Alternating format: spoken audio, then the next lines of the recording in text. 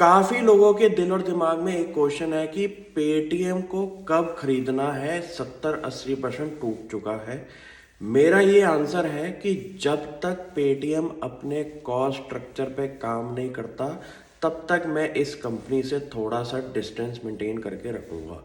Reason being, इस company की जो एम्प्लॉई कॉस्ट है वो इतनी ज़्यादा तेज़ी से बढ़ रही है जिसका डायरेक्ट इम्पैक्ट हमारा प्रॉफिटेबिलिटी या फिर रेवेन्यू पे मुझे तो नहीं दिखाई दे रहा। रीज़न बीइंग, इनकी एम्प्लॉई कॉस्ट के अंदर जो इसॉप ऑप्शन है उसके अंदर कंपनी ने इस क्वार्टर के अंदर बोला है कि पिछले 9 मंथ्स के अंदर 144% की ग्रोथ दिखाई दी है। अब आप मुझसे पूछिए कि इस कंपनी के जो एम्प्लॉयज़ हैं वो ऐसा क्या कर रहे हैं कि कंपनी उनको इसॉप पे इसॉप दे रही है और कंपनी की प्रॉफिटेबिलिटी को हमारा ब्लीड करते हुए दिखाई दे रही है। मुझे लगता है कि इसॉप उन कंपनीज को देने चाहिए जिन्होंने कुछ माइलस्टोन्स अचीव करे हों हमारे प्रॉफिटेबिलिटी के अंदर, या फिर कुछ ऐसी ट्रेजेक्ट्री रेवेन्यू के अंदर दिखाई हो कि मार्केट के अंदर शेयर होल्डर सबसे पहले खुश हो, उसके बाद आपके एम्प्लॉयज़ को भी आप उस चीज़ का बेनिफिट दो।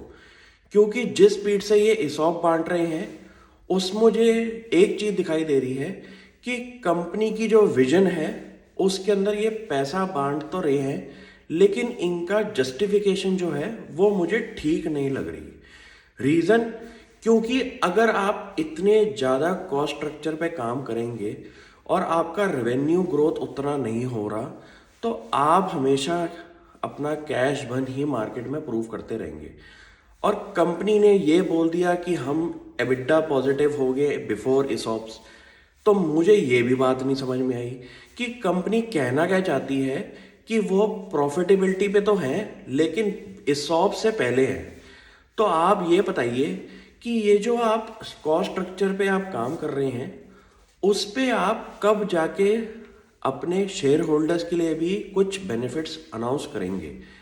आपने आईपीओ निकाला 2100 रुपये पे, आप शेयर बायबैक कर रहे हो 850 रुपये पे, शेयर चला गया आपका 500, उसके बाद आ गया 600 और आपने अनाउंस कर दिया कि एबिटा पॉजिटिव हो गया बिफोर इसॉप।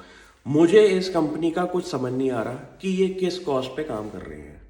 तो आप भी इस कंपनी से थोड़ा सा डिस्टेंस मेंटेन करके रखिए क्योंकि मार्केट के अंदर आपके पास बहुत सारी कंपनीज हैं जो कि अपने शेयर होल्डर के लिए काम कर रही हैं, ना कि अपने एम्प्लॉय कॉस्ट को इसॉप दे दे के कंपनी को ब्लीड कर रही हैं।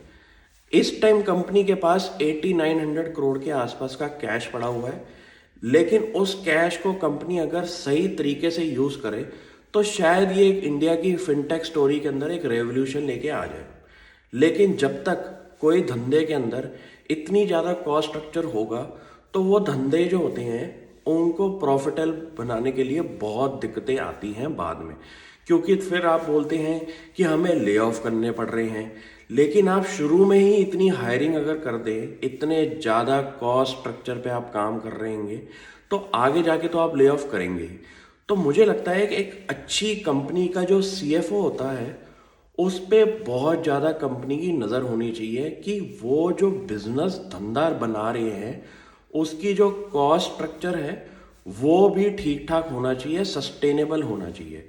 तो मेरे को इस कंपनी पे अभी विश्वास अच्छी तरह से आया नहीं है क्योंकि जब तक ये अपने मैथमेटिक्स को ठीक नहीं करेंगे तब तक मैं इस कंपनी से थोड़ा सा डिस्टेंस रखूँगा, क्योंकि मार्केट के अंदर मेरे पास और भी ऑप्शंस हैं जिनके अंदर मैं इन्वेस्ट कर सकता हूँ। Thank you.